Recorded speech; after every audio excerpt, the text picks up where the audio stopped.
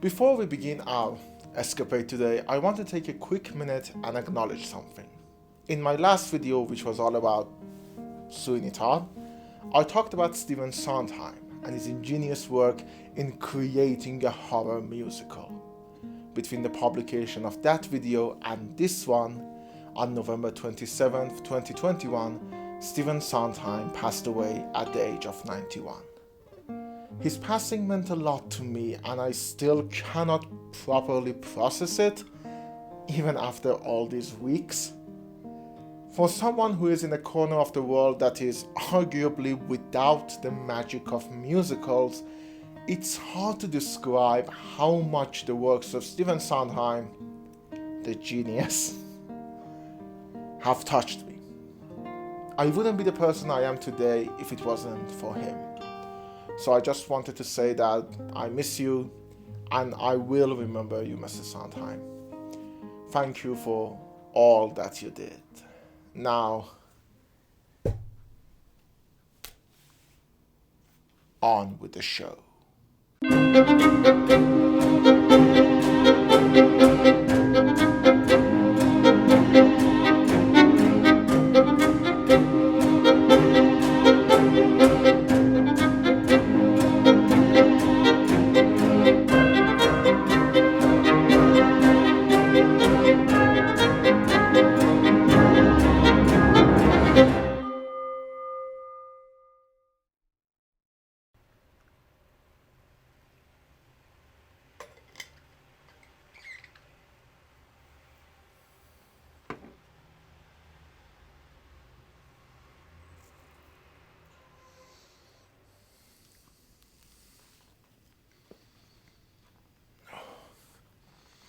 God, that's good. Welcome to my feast, as humble as it is, celebrating the end of the year that was 2021 in 2022. Come in. Let me start by a tale of chivalry, of one man sitting down to watch a movie, then deciding to make a video about that movie, and then later deciding to expand that video into the monstrosity before your eyes. Okay, that needs a bit of translation. I was not very familiar with Sir Gawain and the Green Knight aside from one particular episode of Beer and Board Games. Sir Gawain's got some rhyming in it. He's busting the fat beats and the fat sword swings. So when the news of David Lowery's The Green Knight came out, I wasn't really hyped or even intrigued outside of my usual curiosity for David Lowery movies. Then I watched the movie quite recently, and as you can see, I've gained a bit of an obsession with the tale of Sir Gawain. So I decided to make an axe. Side note, I tried to film myself making it for a show that I have on another channel about crafting stuff, but since I've never worked with E04 before, I wasn't very good at recording myself, so lost opportunity there. But after making the axe, I decided to sit down, first off, read the poem, and see all of the adaptations of it, and try to find out what are they all about. Strap in, people. This is gonna be a long one.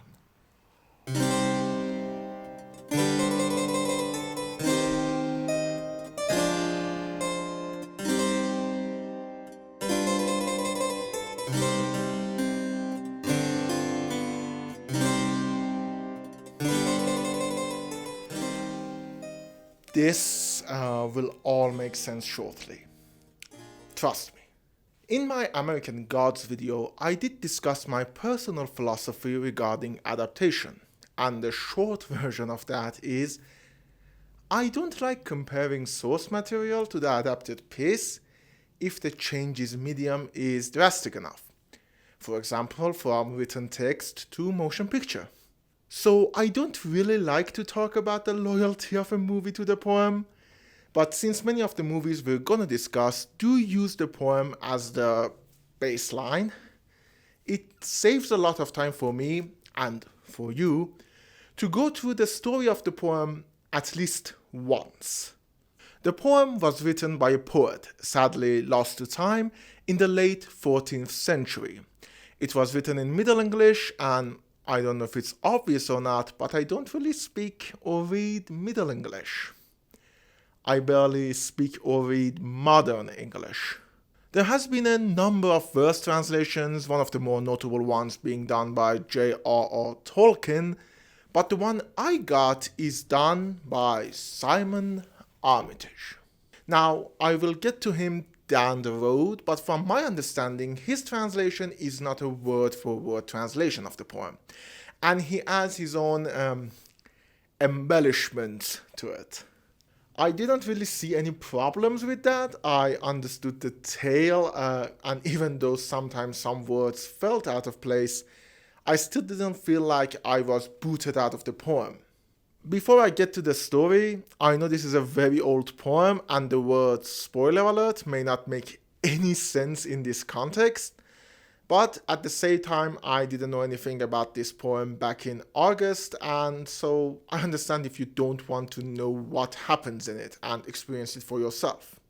If that is you, you can go to this time code or you can scroll down and choose the next chapter. I'll see you on the other side.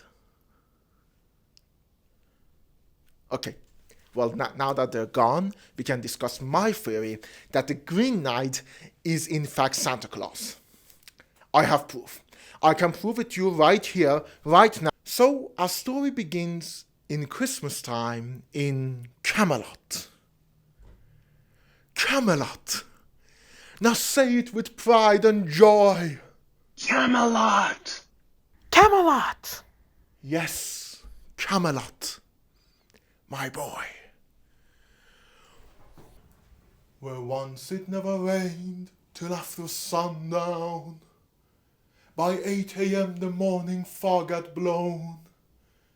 Don't let it be forgot that once there was a spot for one brief shining moment that was known as Camelot, which is the name of King Arthur's court. Renowned knights and chivalrous members of the Round Table have gathered in order to partake in a Christmas feast. Arthur, seeing the merry knights, becomes disillusioned with his company. He braces them for not being as chivalrous as they once were, and forbids them from eating any of the food until one of them can tell a tale of their adventures worthy of the king's court. At that point, like clockwork, a Green Knight rides into Camelot, a handsome man carrying a sprig of holly over his head. Oh, and he's fully green, like face and body and like everything. It's fully green. He also carries an axe with himself. He comes to King Arthur and says that he has a game for him and his knights. The game is that the knight would kneel in the middle of the court and either King Arthur or one of the knights would be free to lay a blow on him. Then, a year later, that knight has to come to the Green Chapel, find the Green Knight, and kneel and receive that same blow. As a reward, the Green Knight would leave his axe with the knight through the year until his return. Arthur decides to do it himself because he believes the game to be maddening. Before being stopped by Gawain. Gawain is King Arthur's nephew, and he wants to prove himself worthy of being in the king's court. So he takes up the Green Knight on his challenge. He picks up the knight's axe. Okay, you see, this is glued. I can't really make him wear the axe, but imagine it's this axe. He picks up the knight's axe and cuts his head off clean. Okay, then again, this is glued. I can't really cut the head off, but just imagine like this part is like broken off and it's like rolling around here. Oh, rolling around here. Despite that, the knight picks his head up and tells Gawain that in a year he will see him in the Green Chapel, and then just leaves on his horse. Very spooky indeed. A year passes without any significance, and Christmas time is once again upon Camelot. Camelot, now say it with pride. Gawain knowing that he's riding to his doom, sets off to find the Green Chapel and the Green Knight. He goes through mountains, giants, and wilderness, trying to find the Green Chapel, and at his lowest moments he begs God to give him shelter, and then he finds the house of Sir Bertilac. In the house he is welcomed as the tales of his chivalry and adventures had reached him, and he is seated as the honoured guest of Sir Bertilac for the feast of Christmas. In the manor he meets Sir Bertilac's wife, who is very attractive, and an old woman who is not very attractive. Not my words, the words of the poem. He wishes to leave to find the Green Chapel, but Sir Bertilac tells him that the Green Chapel is very nearby, and so he should stay and rest for the few days, which he accepts. While there, Bertilac decides to play a game with Gawain. Each day, Bertilac and his men would go hunting, and Bertilac would give Gawain anything he hunts, and in return, Gawain would give him anything he gains while resting in his manor. Gawain accepts the game. As you can see, this young man has a tendency for accepting any stupid game he is propositioned with. The next day, Bertilac goes to hunt, and his wife comes into Gawain's room and starts advancing on him, romantically. Gawain refuses the lady's advances, and it all ends up with a single kiss. When Bertilac returns, he gives Gawain the deer he has hunted, and Gawain gives him a kiss. Very hot indeed. The next day, Bertilac goes to hunt again, and his wife comes to Gawain's bedroom and tries to seduce him again. Gawain again resists her advances, but this time they kiss 2 times. Not that hard. When Bertilac returns, he gives Gawain the boar that he had hunted, and in return, Gawain gives him 2 kisses. Like doubly hot.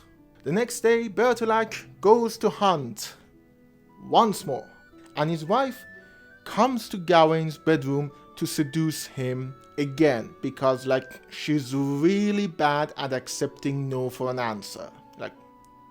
Not a very good quality. Gawain again refuses.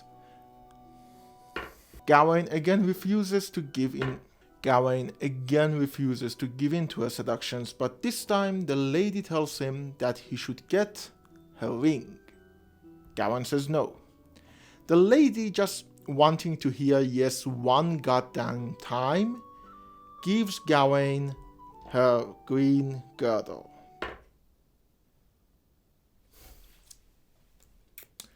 This is very finicky. I don't know why am I doing this. She assures him that it's enchanted and it will shield him from any harm, supernatural or not. Gawain, knowing that he will have to face the Green Knight and his death tomorrow, accepts the girdle. The lady then tells him not to tell Bertilac about it. And they kiss 3 times. When Bertilac returns, he gives Gawain the fox that he had hunted, and in return, Gawain gives him 3 kisses. Come on, boys, kiss. Frightfully hot. He doesn't tell him about the girdle though. Next day, it's Christmas, and Gawain leaves Bertilac's home, with a guide. And the guide shows him where to find the Green Chapel. Gawain goes to the Green Chapel and finds the Green Knight sharpening an axe. Not the same axe that when he came to King Arthur's court. This is another, irrelevant axe. Gawain kneels and waits for the Green Knight to deliver the blow. First time, he flinches before the Green Knight can bring the axe down, and the knight calls him a chicken. Back, back, back, back, back, back, back, back. No.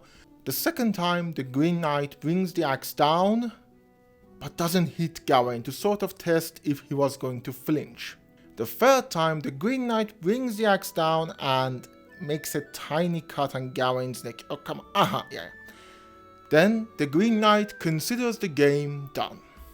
Gawain is confused, but then the Green Knight reveals himself to be Bertilak. What a twist! He knew about the gift of the girdle, and the cut he gave Gawain was because of the lie he told. He also tells Gawain that the whole ringleader of this test was that elderly woman he saw in his house, which was in fact Morgan Le Fay. Another twist. I don't have any more of these like miniatures, so imagine like, oh, twist. Gawain feels ashamed about his lie about the girdle, but the Green Knight / Bertilak tells him that it's fine and he shouldn't sweat it. Gawain returns to Camelot. Camelot? Now say Gawain returns to Camelot and tells King Arthur of the tale. The king and the Knights of the Round Table, again, I don't have a lot of miniatures, so this is representation of like all of them, absolve him of any wrongdoing, and in a gesture that I cannot really interpret as anything other than a very mean prank on their fellow knight, they all decide to wear a green girdle as a reminder of Gawain's journey. So the tally is, in the original Come Back a Year Later quest, Gawain was victorious. In the second exchanging of the trophies game, Gawain lost. The next time I decide to do even like light puppetry in order to tell a story, please shoot me. Like, holy shit, this was more of an ordeal than I thought it was going to be. Now, there are a lot of intricacies in this story that I thought would just drag it if I mentioned them. But this is the basic story and characters. I will talk a bit more later in the video as to what I think of the story and what do I get from it. Though before we get there, it's good to start looking at our first adaptation of the poem. And something tells me it's an interesting one. I tell me. I'm the one who wrote the script. I know what's coming.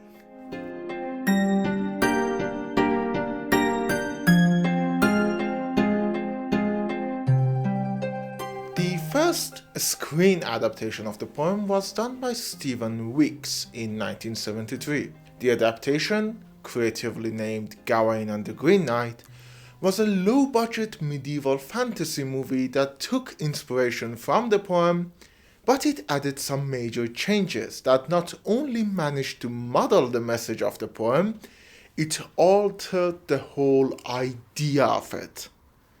The poem went from being a story about chivalry to a romance, but we'll get to it. Since there are a number of movies that we need to get through, and some of them I have more to say on, I don't want to really dwell on this one. But at the same time, I think it's good to look at what Gawain and the Green Knight does, because it is actually interesting in its own way. Let's start with the story first. I don't think spoiling this story would be that big of an issue, but if you want to skip it, go to this time code. The story is similar to the poem. At the beginning, it's Christmas in King Arthur's court. He asks for tales of chivalry, and a Green Knight comes in the court in a seemingly magical fashion. He asks for someone to hit him and be hit back. A year later, a young Gawain steps up. But that's where the similarities between the poem and the movie end, for the most part. Gawain and his squire Humphrey go out seemingly the next day after the Green Knight's departure for Gawain to gain some experience as a knight. In his travels, he comes across a soothsayer who points him to a magical stone. After activating it, Gawain fights with a mythical Black Knight who is the protector of the lost city of Lyonesse. Gawain defeats the Black Knight and goes to Lyonesse. In the city, he meets with a young lady called Lynette, and a romance takes shape. Lynette does possess a ring with magical properties, which she hands over to Gawain, but Gawain's presence is found out and he's chased by the guards who wish to jail him as the killer of the Black Knight. There is a subplot revolving around a horny lady, and I don't care enough to mention that. Gawain, with the help of the ring, escapes and loses Lynette, but he goes back to find her, and there is some unexplained things there, but in general, I think it means that Lyonesse was lost in time and Gawain had found it again. Gawain and Lynette wander on and come across a young knight called Oswald, who is the son of Baron Fortinbras. The knight kidnaps Lynette, and Gawain infiltrates Fortinbras's castle to retrieve her, but through some misunderstandings, Lynette and Oswald are deemed to be burnt to death. Gawain, despondent, wanders on and comes across the house of Sir Bertilac. He finds out that Lynette had survived the fire when Sir Bertilac had saved her, and she's now married to him. Gawain stays there for a while, and then when Christmas is near, he goes out, finds Humphrey, of all people, and together with Lynette, they go to find the Green Knight. I forgot to mention, Lynette gives him a green girdle, which for some reason he wears around his neck. They go to find the Green Knight, fight a burnt-faced Oswald on the way, and Gawain goes to confront the Green Knight. The Green Knight hits him, but hits the girdle instead of him, and Gawain declares that the blow has been dealt and the game is over. The Green Knight then gets old and dies because of the passage of time, I guess? I don't know. The metaphors are really modeled here. So Gawain and Lynette go into the sunset and the movie ends. You might be wondering why the story made no sense and appeared as a bunch of scenes just strung together. It's because mostly it's just that. I couldn't compress it any more than I already have, because when a movie doesn't have a through line, it's hard to go through it without going scene by scene. So the result is that Gawain and the Green Knight barely makes sense outside of its individual scenes. The story jumps around wildly and events just happen because they are told to happen. On top of that, because of the almost nonsensical story, there is not a lot of themes and ideas present here. I can't do a deep dive into what this story means because I don't know what it's supposed to represent. The use of the Green Knight seems arbitrary, there is no clear theme in the movie, and aside from the romantic angle, there is not much you can take away after watching it. That also lends itself to the characters. In Gawain and the Green Knight, at the start of the movie, we meet a young Gawain, who has no outstanding characteristics other than being in King Arthur's court. At the end of the movie, we say goodbye to a young Gawain who has no outstanding characteristics other than at some point being in King Arthur's court. He goes through no change, mostly because he shows nothing of himself. Gawain in this movie is merely a character that does whatever the writer asks him to do. He has no agency even when confronting the Green Knight. And he has no arc. He doesn't change, and he learns nothing throughout the movie, so it's hard to look at the movie and don't feel like you've wasted quite a bit of time. But, and I can't believe I have to say this, it's a charmingly done movie. It's clearly low budget, and it shows. The costumes look cheap, the sets look functional at best, and everything just has a cheap feel to it. But that cheapness gives the movie a lot of charm. I was confused for the most of the story, But I didn't hate looking at overacting performances and how Stephen Weeks had used the small budget he had. On top of that, Nigel Green did a fantastic job as the Green Knight. He does have a certain presence which makes him appear intimidating, but at the same time very noble, which is, oddly enough, very appropriate for the Green Knight. You know of me all you have need to know. Come, let the game begin. His character and his motivations and his metaphors are a mess. But the performance and the sheer charisma that he presents are in fact very good. The action is also kind of fun. Because of the lack of budget, Stephen Weeks has used the camera and the actors in a somewhat creative way. It's not good, but it's not bad either. It does have a certain artistry to it, which I honestly did not think would be possible of a movie of this caliber. Actually, when we get to the other adaptation, you'll see that sometimes a bigger budget may result in more campiness and much less charm. Did you hear that? I can feel the 4 shadows have passed on, and it's time for us to talk about the second Stephen Wick adaptation of the poem.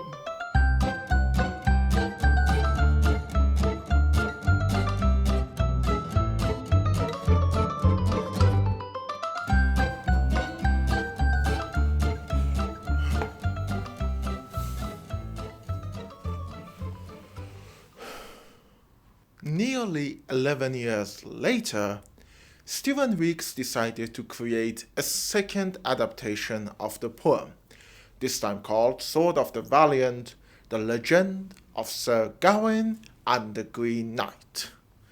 This one was done under the infamous Canon Movie Group. I'm not going to go deep into them, but there is a good documentary on the subject, and I do recommend checking it out.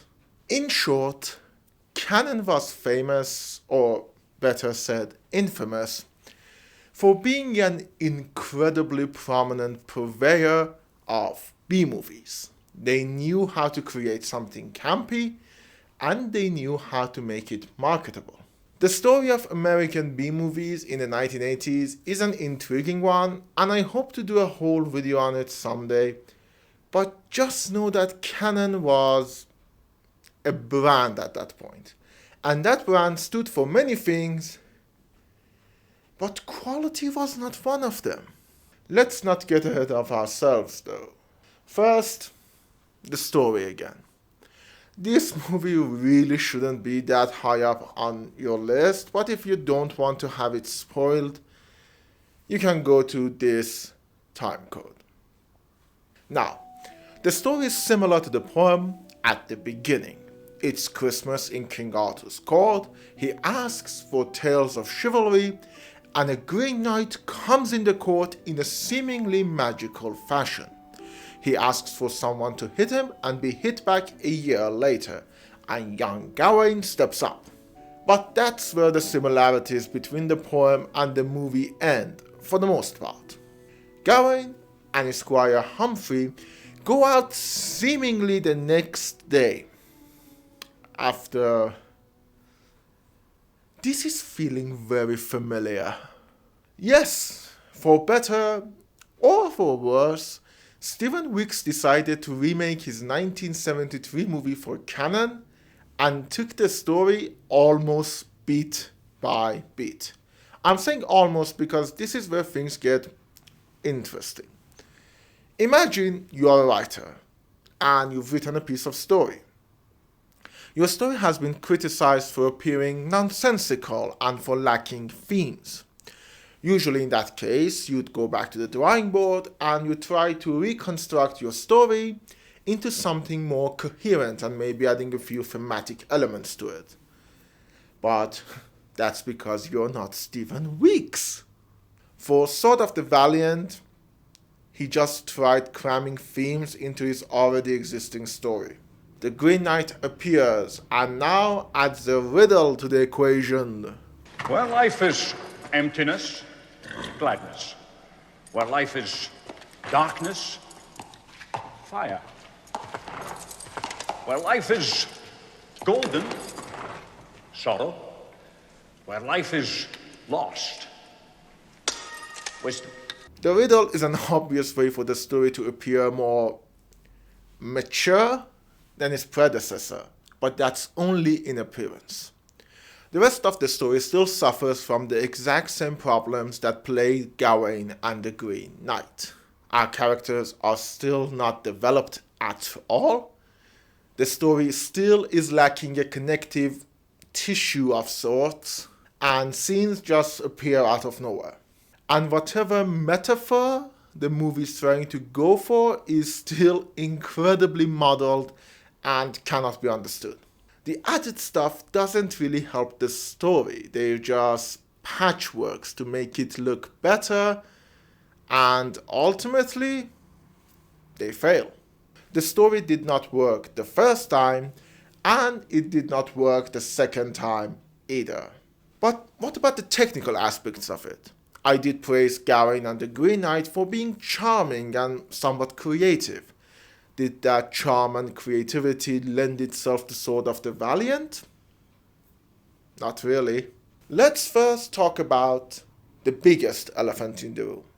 The cast of Sword of the Valiant. Canon Group knew how to market a movie to the casual audience, and bringing good nostalgic names was definitely an appropriate tactic. So you have John Rhys Davies in the movie, and you have Peter Cushing, and above all of them you put in a big old star, Mr. Sean Connery. Sorry for the Sean Connery impression. I can't help myself. There's actually even a returning cast member. Ronald Lacey, who played Oswald in the 1973 movie, has returned to play Oswald again, but this time after being alongside John Rhys Davies in this indie movie called Raiders of the Lost Ark. Yes, that pun was not only intended, it was encouraged. And you know something? Many of these established actors don't do the worst job.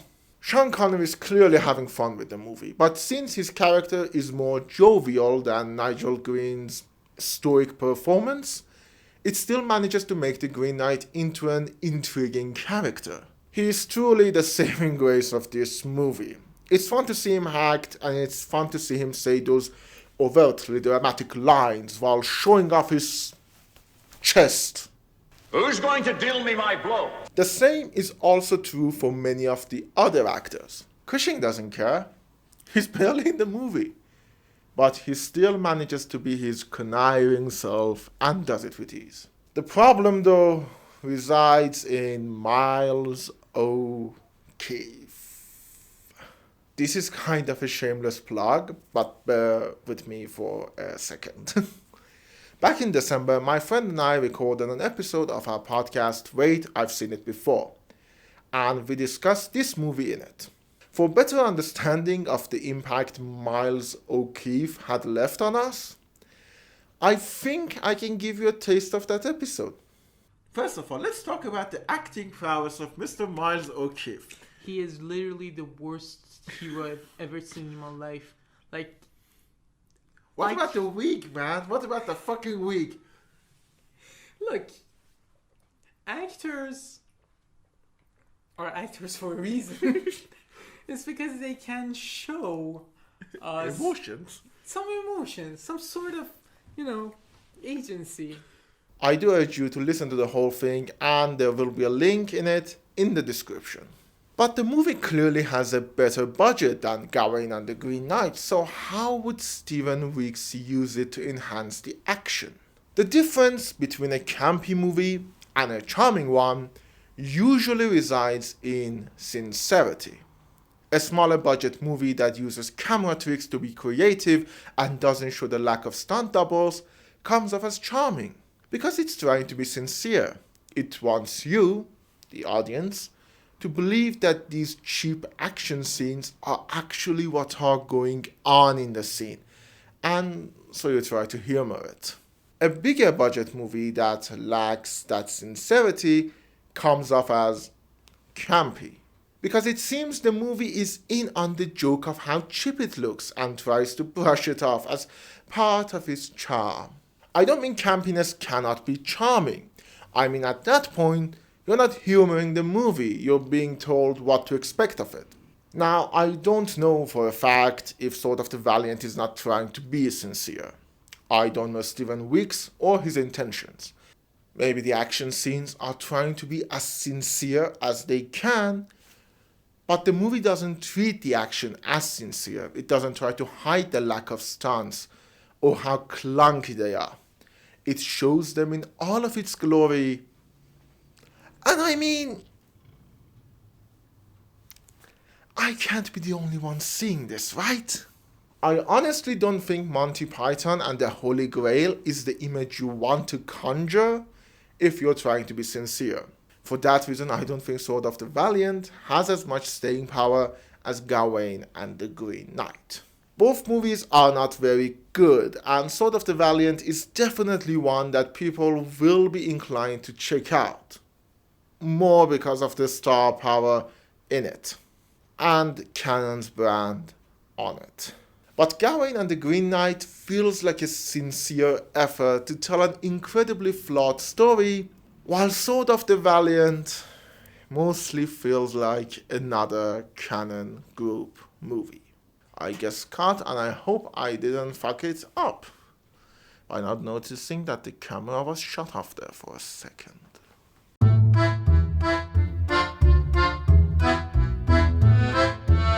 In my searches, I decided to see if there was a comic book adaptation of the poem, and that led to two discoveries. First one is Immortal Brothers: The Tale of the Green Knight by Valiant Comics. Now, my knowledge of the universe of Valiant Comics is non-existent, so while reading this, I was utterly confused. There are traces of the poem here, but overall it seems to be just a vessel for a comic book story that happens to have the Green Knight story in it.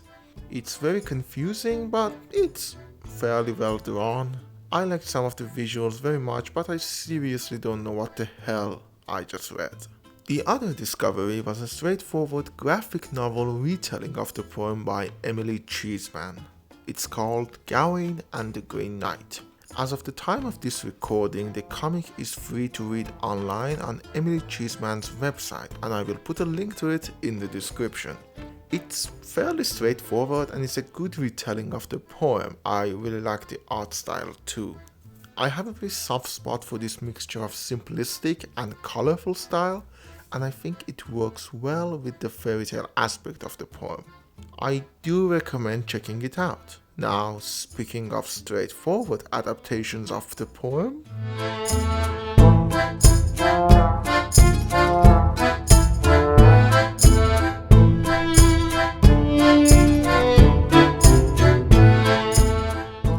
in 1991 we had what I consider to be the first straight adaptation of the poem.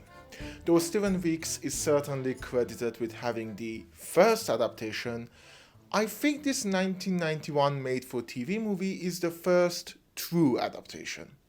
It was named Gawain and the Green Knight because this whole video was not confusing enough, so we now have two movies that have the same name. The movie was written by David Rudkin and directed by John Michael Phillips, and honestly, that's as much interesting information I can give you about it. I think overall it's an okay movie for a made-for-TV project.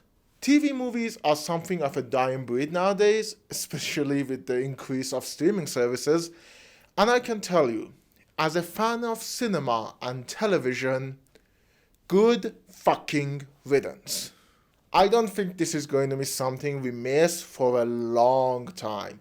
And in order for me to establish that, I think we need to discuss TV movies as a whole. For the longest time, television was seen as cinema's uglier Ivy League cousin. Not dumber per se, but certainly less attractive when it came to visuals. There were a number of factors there. First off, television usually had a lower budget for its movies, and that usually meant less money to put on visual effects. Though I have to say, lower budget doesn't mean a bad movie. It's the next point that makes TV movies kind of frustrating. TV movies need to function the same way as a television program. They would come on at certain hours and thus could only be seen at those certain hours. But that meant that a lot of the audience for these movies couldn't sit down and put all of their attention on it. And so that meant that TV movies needed to be made with a peculiar mentality. The mentality that the movie could go on in the background, and just by glancing at it, you needed to understand what was happening and where everyone in the story was. So that means no creative camera work which could be missed if not seen, no style that needs constant attention to the screen, and basically nothing out of the ordinary. Though call it my compassion speaking, TV movies had a small role that no other program was likely to fill at the time, and that was telling dramatized variations of topical news or famous literary works. They are easier to make than a TV show, and they can fit in most time slots with minimal editing due to their nature. So it makes sense to pick up something with a lot of already established interest and create a TV movie out of it. And that is certainly the case for Gawain and the Green Knight. The purpose of the movie is to tell the story of the poem to an audience who might have heard about it but really doesn't have enough time or drive to go on and read the whole damn thing. And for that purpose specifically, it's okay. It's not really something that would stick with you for long, and aside from a few very hilariously awkward moments, nothing else will jump at you. There is no big action scene or any outstanding performances. There is really nothing much of a plot outside of the already established poem. The characters are there in name and they serve a very specific purpose. You can't read much deeper into this movie that you can with the poem. So basically it's just a retelling of the poem for the screen. The essence of a TV movie. And I think now you can join me in saying that while TV movies slowly fade away and die, good fucking riddance.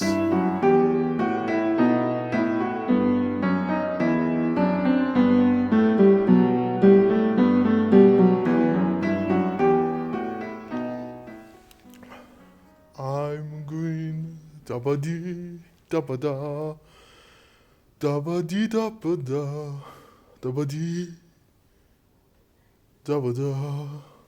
Harrison Birtwistle made an opera called Gawain in 1991, based on the poem. It's regarded as one of the most important opera adaptations of the poem, and yes, there are more than one, and it has gathered quite a lot of attention. A bit of a personal confession here, as much as I love musicals, I really don't like operas as much. Maybe it's the style of the music, maybe it's my lack of knowledge. Maybe it's just bad habits. But I really don't like operas. I did listen to Gawain and I did tolerate it, but without the necessary knowledge, I don't really have anything worthwhile to say about it. So I won't.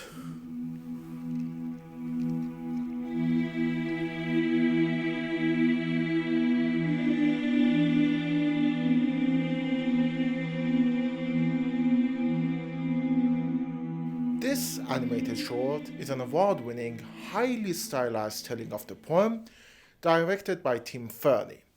It stars James D'Arcy as Gawain and Anton Lesser as the Green Knight. James D'Arcy, for you fans of 2012 Hitchcock, was the guy who played Anthony Perkins in that movie. If you are a fan of 2012 Hitchcock, thank you for keeping the memory of that movie alive. Keep on keeping. It's fairly short, it's incredibly loyal to the source material, and it does have a great soundtrack.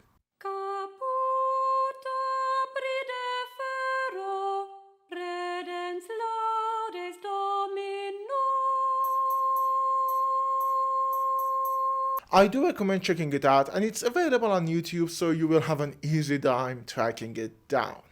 It is also, as I mentioned, heavily stylized. It can be awkward for many people, and do I love the style of it? I understand if many people just brush it away as too weird or too clunky, both of which are incredibly valid arguments. So I'm going to take this chance and talk about why it might be weird and clunky, yet incredibly inviting for many people. I'm going to introduce a subject here that will become more important in the 2021 David Lowery adaptation, but since this chapter is less cluttered than that one, I feel this is a good place to talk about it. That subject is style over substance.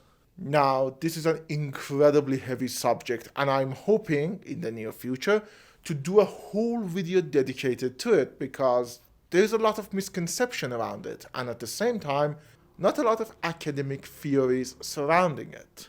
But, for this episode, I'm going to give a summary of what it means and what effect it usually has on a project. A style over substance movie is a movie that is very stylized in terms of visuals, and the needs of that style outweighs the needs of the plot, the character, and the themes of the story. Do not get me wrong, it doesn't mean that there is no story or no substance to the movie's narrative. It just means that if a stylistic choice is presented, that is the primary choice of the director over the needs of the story. It might result in scenes that by way of plot may seem unnecessary, but they are there because they are part of the movie's stylistic identity. Now, there are many wrenches thrown into this neat little description, like the existence of stylized movies, which are not necessarily style over substance, and the idea of postmodernist movie, which models the idea of style beyond recognition. But those are for another day. For now, just know if after watching the movie the first things you recall about it days later are the overall style of it in terms of visuals, acting, and even camera placement, but many of the story details are escaping you, you're probably dealing with a style over substance movie. Again, this is very simplified, but for our purposes today, it has to do. Now, one of the things about style over substance movies is that they become incredibly personalized and incredibly divisive. A normal movie, even a stylized movie, usually manages to connect with people on a nominal level, and then the personal connection of each individual with that movie starts to show itself. But when the style becomes the star of the movie, you need to either get in the style or the whole experience is ruined.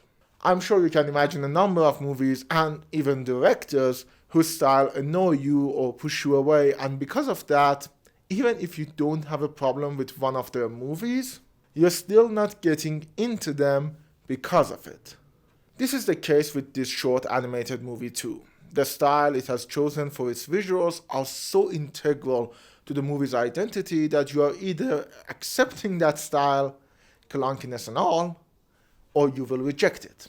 If you accept the style and even enjoy it, then you will get into the movie and start dissecting different elements of it. But if you're not engaged with the style, the act of getting into the world of the movie can seem harder than it needs to be.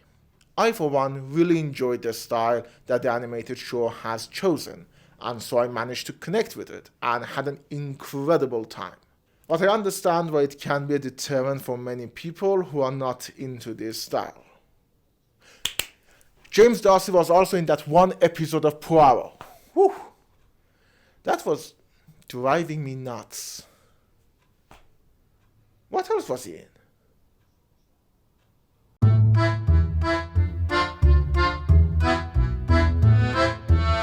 Video games are yet to catch up with the tale of Sir Gawain and the Green Knight. I am of the belief that it would make for a very good RPG game where you go to face off with the Green Knight, but that belief is yet to be realized. Someday.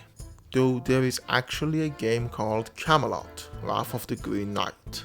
I found it was made by Telltale UK and it's a hidden object game. I have nothing against hidden objects games. Some of my most cherished memories of childhood is me and my mother playing these and trying to find the objects. The logo to Big Fish Games is as prominent in my head as the movie Big Fish, which is pretty prominent in my head.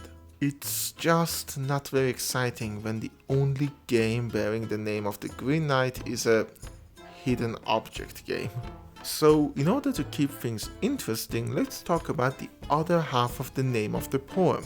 I know Gawain has had a number of movie portrayal and he's probably in a number of video games by name too, but the one I remember is from Stronghold Legends. He's part of one of the hardest missions and his power is kind of useless outside of that one mission.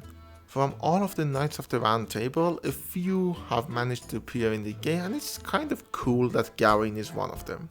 Oddly enough, I think this was the first time I might have met the guy because I used to play this game a lot and Arthur's Campaign was the first I finished. So this little, very unremarkable knight is perhaps the first time I met Gawain. Interesting. For me, of course. I doubt it's very interesting to you.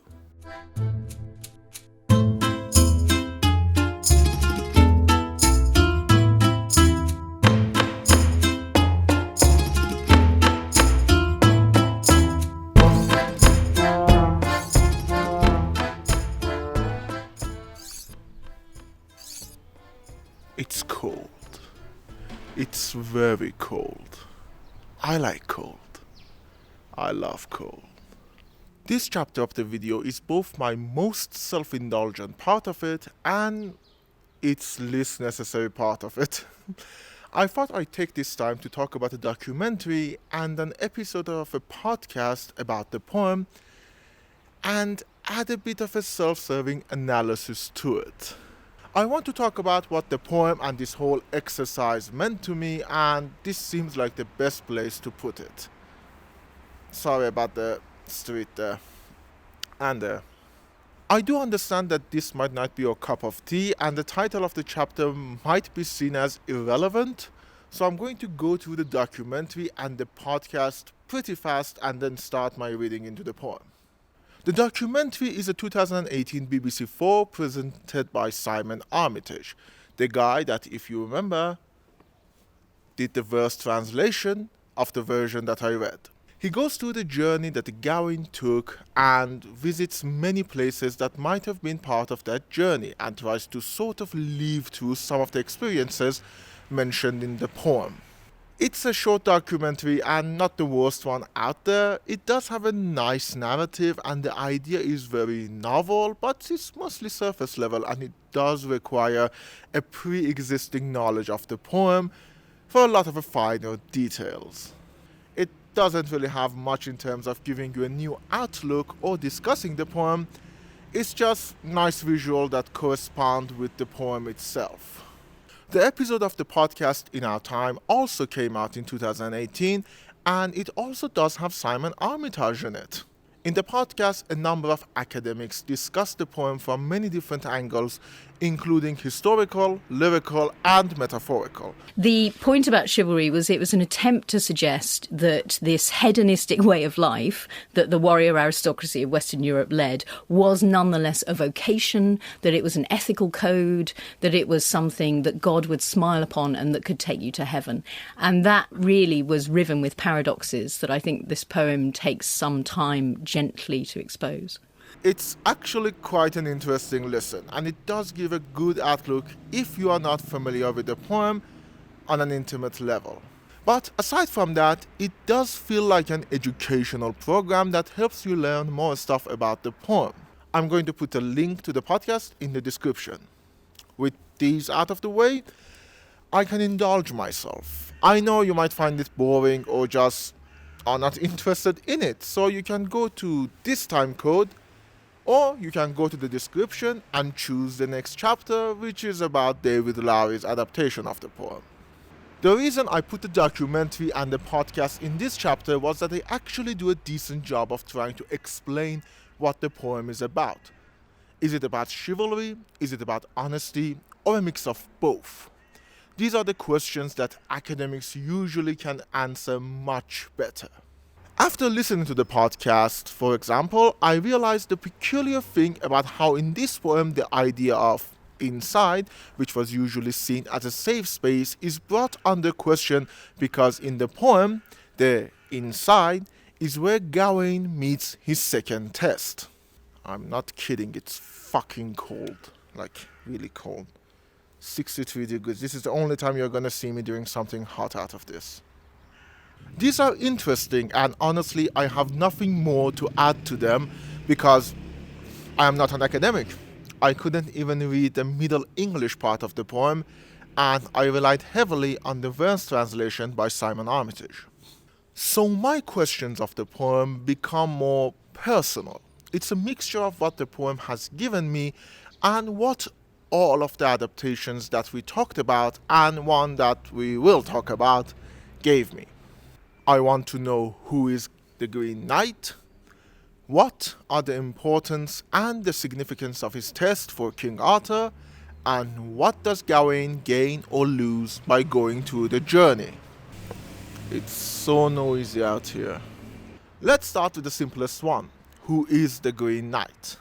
I don't mean who he is in the context of the story because I don't really think it is that important. He's a benevolent trickster of sorts under the command of the big villain. He's the Riddler under the rule of Joker. I mean, who is he supposed to be? Why is he the way he is? First of all, he's a magical figure, but in a world that is pretty magical by nature. The fact that the poem mentions that his skin is green as sort of a throwaway line means that any magical property he possesses is not central to his character. So why is he green? The obvious answer is nature. Green is usually the color we associate with nature and the might of nature and the beauty of nature. But green is also one of the few colors that have an incredibly wide range of emotions associated with it. It can be beautiful and calming when there are more blue hues in it, and it can be sickly and disgusting when there are more yellow hues in it. So why do we assume the Green Knight is the beautiful nature kind and not the sickly color of a swamp? Part of it is the fact that the poem spends an ungodly amount of time telling us how handsome he is, so we tend to not think of him as a Nurgle warrior. Warhammer fans, this is directed to you. Please don't attack me for not understanding the lore for that one comment. I just needed an example of someone with a sickly green hue. But beyond that mental association of handsome equals rich green, why couldn't he be rotting? Why couldn't he be the harbinger of death rather than the promise of life? Why do I keep asking questions? Is it getting old? Is this bit even funny? Can you even fucking hear it? Anyways, my point is that there is a reason he's not the Blue Knight or the Black Knight. Because unlike other colors which seem to have a very certain aura around them, green is very versatile. And so is our Green Knight. He's not malicious, but he's threatening. He's not violent, but he's gruesome. He seems like an honorable image of knighthood, yet Gawain's journey to him is one filled with dread over death. He's supposed to be warming, and he's supposed to be terrifying. I guess it is like nature. It can bring life and beauty to a place, but it can also be the sign of decay and abandonment. I guess that was my long-winded way of saying that, yeah, Green Knight could be the answer of nature. There is something else though. Keep everything I said in the back of your head and let's go to the second question. What are the importance and the significance of his test for King Arthur?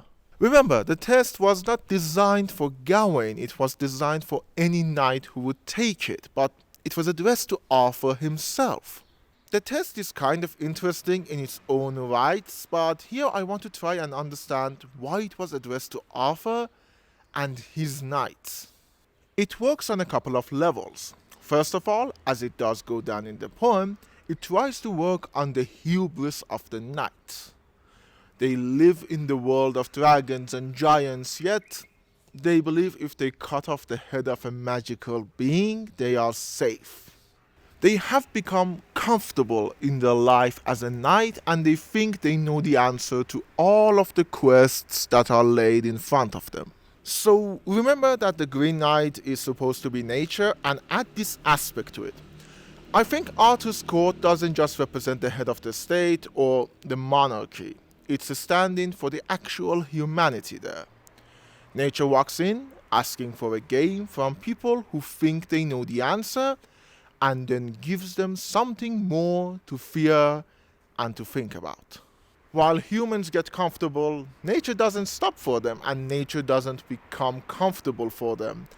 As much as humans want to control it and want to be done with it, and want to sit back, feast, and tell the stories of chivalry, nature is not going to stand down and let them. And here we come across the final question. What does Gawain gain or lose by going through the journey? The first thing Gawain loses is the game. He sort of wins the original game with the Green Knight, but he loses the whole thing. He's a loser. But what comes out of it is an understanding. What Gawain loses in the test is his honor and his sense of chivalry, and what he gains is an understanding that he couldn't have outsmarted the Green Knight to begin with. He is imperfect. He's not the version of the knight he tries to be, and the Green Knight is there to not only remind him of that, but to remind the whole court of Arthur of that. That is why by the end of the story, the whole court of Arthur decides to remember that by putting on the Green Girdle on themselves. So, to put everything so far in a sentence, in this poem, nature comes in and surprises mankind with unpredictability, and makes them realize they are truly not what they seem to be. I know it's very basic, but I think that's why this poem has such longevity. The struggle between humankind and nature is one as old as time itself, and so you can retell the poem with just tweaking some elements. You can read the struggle as industrialization, as climate change, as global warming. Basically, whenever mankind tried to tame the nature and tried to feel at ease with what it was doing, and then the nature came back out of nowhere in the middle of humanity's time of ease and surprised them. Nevermore. Now, this is a very basic look at the whole idea of the poem, but it's one that has stuck out to me ever since I've read it, and I cannot get it out of my head.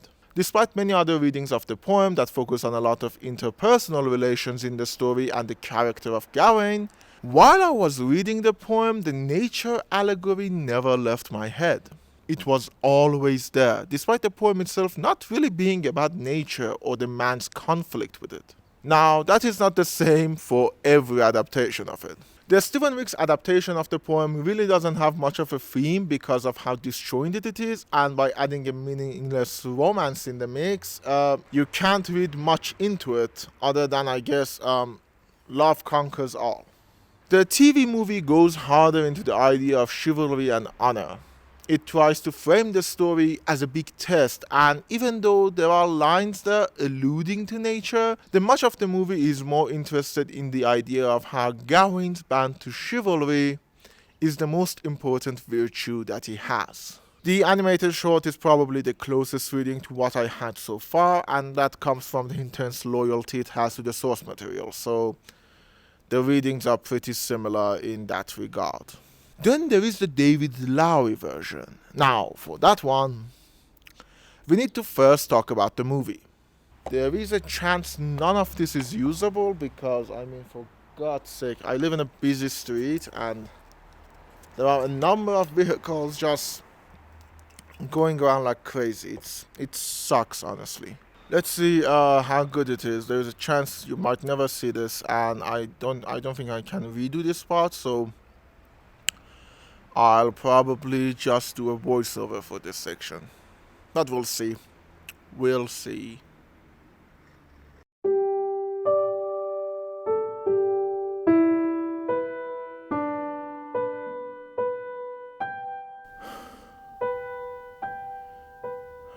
I feel old. I don't like old. But time stops for no man, whether red or green. Anyways, let's talk about the movie that started this whole debacle. The 2021 David Lowery adaptation of the poem called The Green Knight. First off, on a personal note, I loved this movie. I highly recommend you give it a chance, and I highly recommend you check it out right now. Stop this video and check it out. But, keep this video open and then come back and watch the rest of it, because I have some stuff to say about it. This movie, like the animated one, is a clear example of style over substance. It's heavily stylized in how it tells the story. Again, a quick refresher, style over substance doesn't mean that the story is not important, because in this case, story is very important. The story does have major changes in comparison to the source material, and I cannot discuss it without spoiling some major elements. So if you want to go into the movie fresh, and I do recommend that you do, you can go to this time code. When it comes to the story, there are a lot of deviations from the original tale, like Gawain's mother being Morgan Le Fay, and the fact that there is no connection between the Green Knight and Bertilac, or as the movie puts him, the Lord of the House. But the biggest deviation, in my opinion, is the ending. At the end of the movie, Gawain wins. He overcomes the fear that he had up to that point, and he learns what it means to be a knight, and the perfect knight nonetheless. Wait.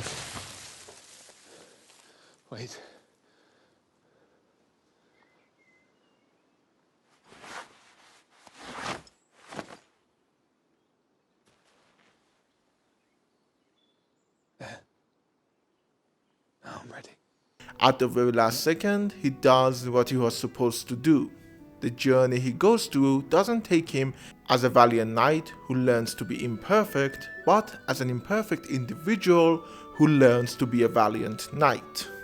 So by throwing the poem on its head, David Lowery actually manages to do a good job of deconstructing the myth of the knighthood and chivalry. Here, Gawain truly understands what it means to be a knight. Despite many times being told that he is not a knight and proving that his actions are, not very virtuous or chivalrous, he understands that being a knight is more than a lifestyle choice. In many, many ways, the immobile, monstrous Green Knight is more of a knight than many of the knights of the Round Table, because of his courage and his honor.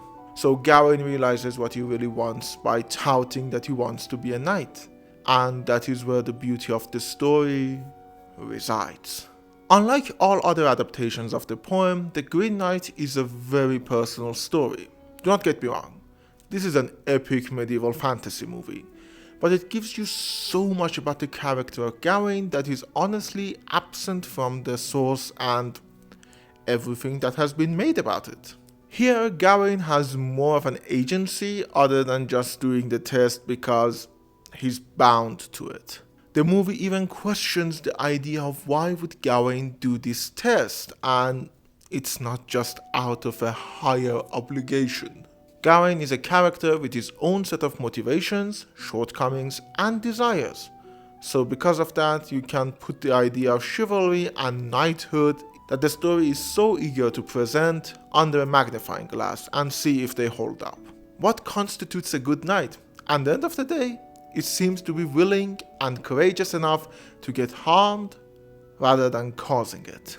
With the story changes out of the way, the movie style is perhaps the element of it that stuck by me after watching it. The visuals go hand in hand with creating a truly magnificent mythical world where giants can roam the earth and it still feels like Tuesday. When the movie has such a nonchalant way of addressing supernatural in this world, it's actually more believable to see the Green Knight as part of the forces that roam this land. He is still summoned by Morgan Le Fay, but he is not an agent of her will. He is as unruly as nature itself, and he is as honorable as the concept of knighthood. And he is 100% believable within the universe of the movie.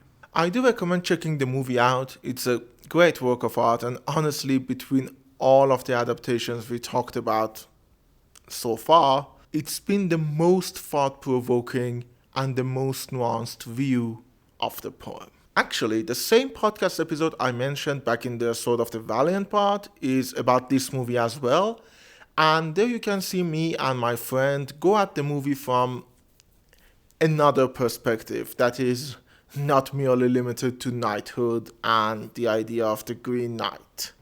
I think, sort of, again, one of the big themes the movie basically tells you, it's about death. Like the fact that whatever you hold dear at some point will die.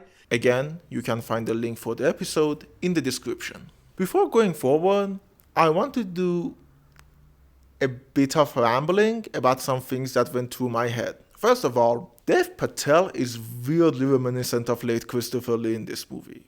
With the goatee and the cold look he gains through the movie, I cannot help but constantly be reminded of Christopher Lee. He looks like him in a weird way, and that's great because, well, I love Christopher Lee.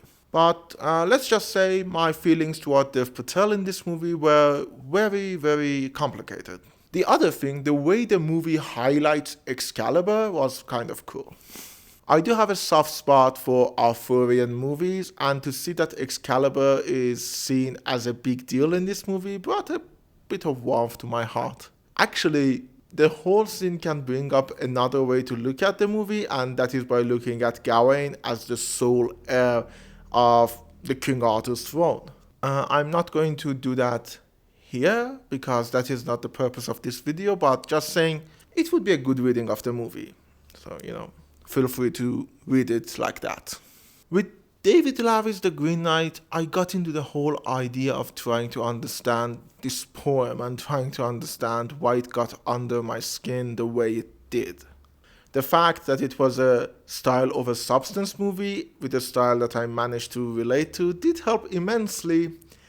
But aside from that, I felt that I finally could understand the concept of knighthood in a cultural way.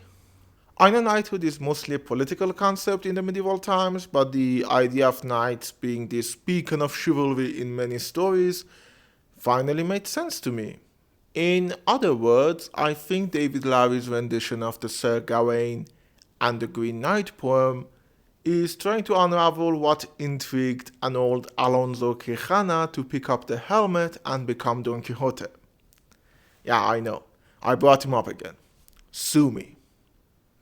Please don't sue me. To want to be a knight is not noble in and of itself, as the movie discusses. It's a way to a higher life, and it's a way to be someone in a world that is filled with rapidly more mythical elements. To be a knight is to be a tale, and to be a tale is to never die. So the contradiction of Gawain's journey is that he is going to his doom in order to be immortal. In a span of a few days, Gawain learns the value of his life as well as the value of his tale.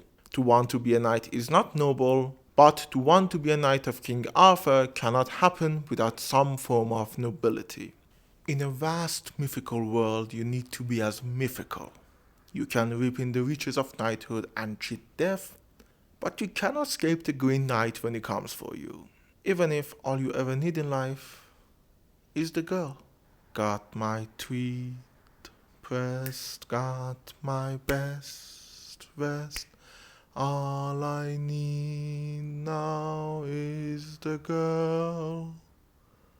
Got my striped tie, got my hopes high, got the time and the place. What was I talking about? Oh yeah, you cannot escape the Green Knight. At some point, all the magic of the world cannot save you from facing him and what he can do to you. You feel yourself age and become a constant.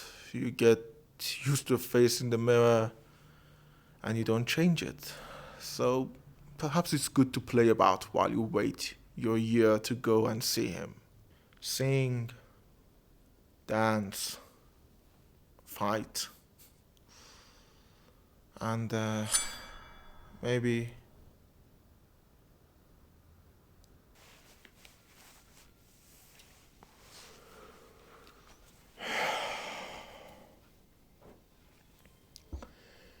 I know I look weird without the beard. That's right. That was what I feared. But maybe some solace I can bestow upon you. I hate my own face without beard way more than you do. I needed to do this, like I really needed to feel my own face again. I spend a lot of my time as a human being bearded, so having no beard is a very weird feeling. Anyways, thank you for sitting through what turned out to be a much more complicated project than I was hoping it to be.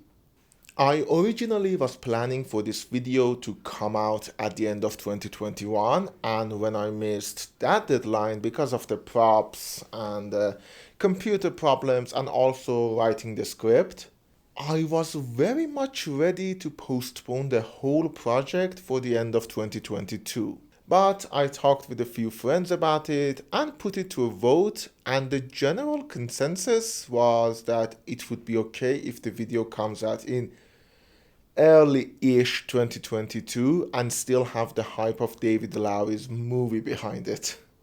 So here we are. The movie and the poem can be seen from many different angles, and there are a number of great analyses for it online. I talked about a few of them. So I tried to add my voice in a way that I hadn't come across in my discussions about the movie. Whether or not I was successful is dependent on you, so don't forget to tell me with a comment down below. These longer videos take a lot of time and effort, and I would love to put them in front of as many eyeballs as I can. And one of the ways for that is for YouTube's algorithm to boost it. Now, for that, I need to ask you to do me a favor if you feel I have earned it, and do the usual like, comment, and if you want to see more videos in the future, subscribe. I know it doesn't feel great to hear it and it doesn't feel great to say it, but YouTube rewards videos that get more engagement, and so that would be the best way to help my channel. If you're feeling extra generous though, sharing the video would also be very much appreciated. You may have noticed, despite what I said in my most recent channel update, I did not publish this video on Thursday. I talked it over, and honestly, I don't think that was a wise decision, because it meant I was either rushing to finish the video, which was not ideal for the quality of it, or I was postponing the video by a week, which meant I was losing time I could put on the next project. I'm sorry, I keep forgetting the camera doesn't show there. So I have decided to scrap that idea. From now on, I will try to get to certain dates instead of forcing myself in a Thursday only timetable. I would do a channel update on it, but honestly, it's too little for an update. But if you want to know when I publish a new video, don't forget to subscribe, and also apparently you should click that bell icon down there. In between videos, I might put up little updates for the channel on my Instagram page at akamse88. There is a link for it in the description alongside other links to my friends who helped me with the project and anything I might have mentioned throughout the episode. With that said, I'm going to go face the wall, waiting for my beer to go back. I hope you enjoyed this one, and I hope to see you on the next TGTBTI. I wish I was organized enough to put a little teaser for it here, but, well, maybe later I'll become more organized. Yeah. Take care.